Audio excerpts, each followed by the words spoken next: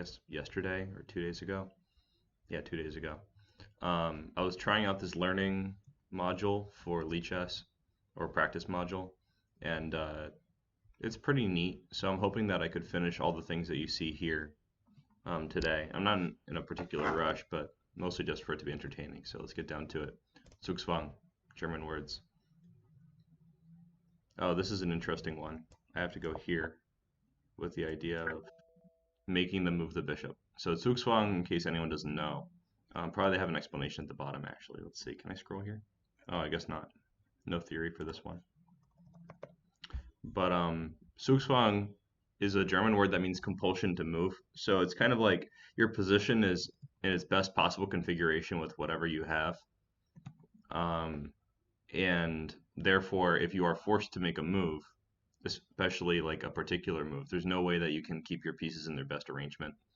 Here, we have rook a7 mate as an idea, but the bishop is perfectly guarding it. And we have b7 mate as an idea, but this pawn is perfectly guarding it.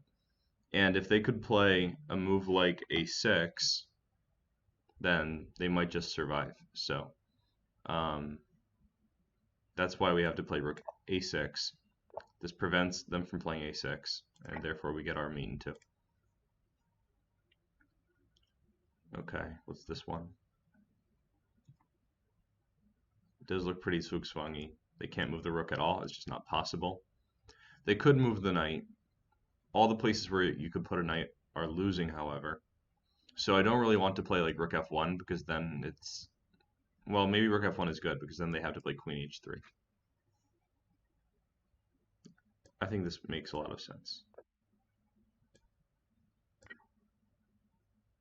I think it has to be queen g2 mate next move. Boom. I wonder why I was so slow. Anyway. Mate in 20. Zugzwang. So probably this one is going to be like a repeated Zugzwang kind of thing. We have 2 versus 2. I've probably seen a position like this before, but it doesn't jump immediately to my mind. The most intuitive thing to do is play king d4 and take the opposition, because then they would be forced to play a move like this. If they play any of these back moves, then I take the pawn. So after king c6 would be king e5. After king e6, they just lose this pawn right away with king c5. So it would be king d4, king c6, king e5, and they're going to lose the pawn. So why not? Mate 19. Looks like I'm doing the right thing. Sometimes 2 versus 1 is still a draw, so I'm trying to make sure here.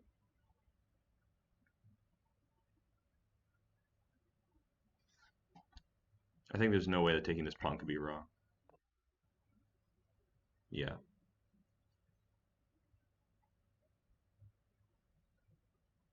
And I don't think it even matters how I approach this pawn, because either way they're going to lose it. So yeah, it is repeated Zugzwangs.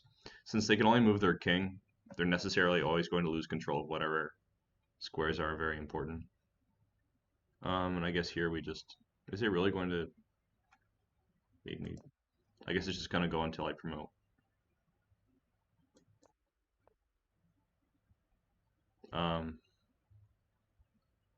Let's see. Is it more accurate to... Oh, it's been mate in 13 for a while. Looks like I'm messing up.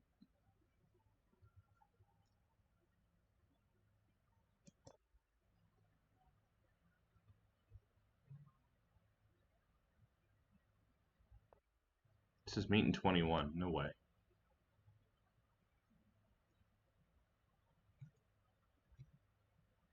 Well, I'm not going to criticize myself. This is very easy to win.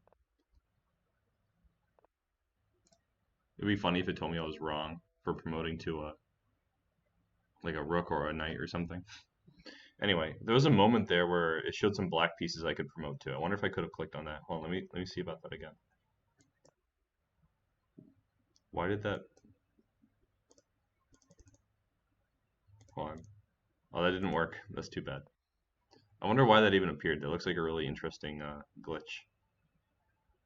But the most precise way to win here is probably to play like just straightforward push the pawns, or maybe trap the king a little bit.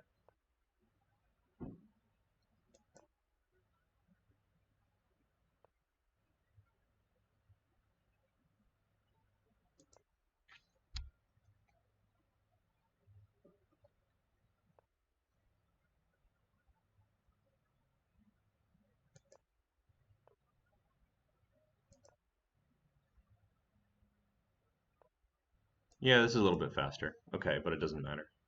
Anyway, let's go to the next one. Zugzwang, this bishop is the only one protecting this knight. Knight is pinned. But if I trade my bishop, all right. So let's pretend that I play a move like a waiting move with the bishop, like bishop h3, and they play king a8. Then after bishop takes c7, I'm not going to win the game actually, because once that one bishop is traded off, it's over.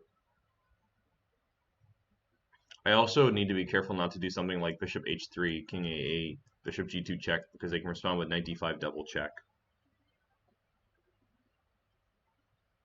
That might matter.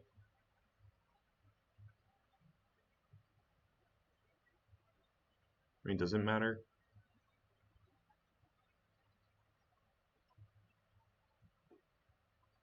I guess they could also just play king b8. No need for complications.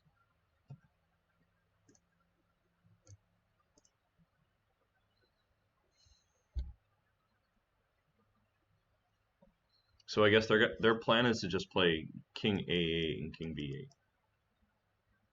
And if I move my bishop to like f3, then they'll play king c8, get out of the pin, and then it's definitely going to be a draw. Unless I can force them back in somehow.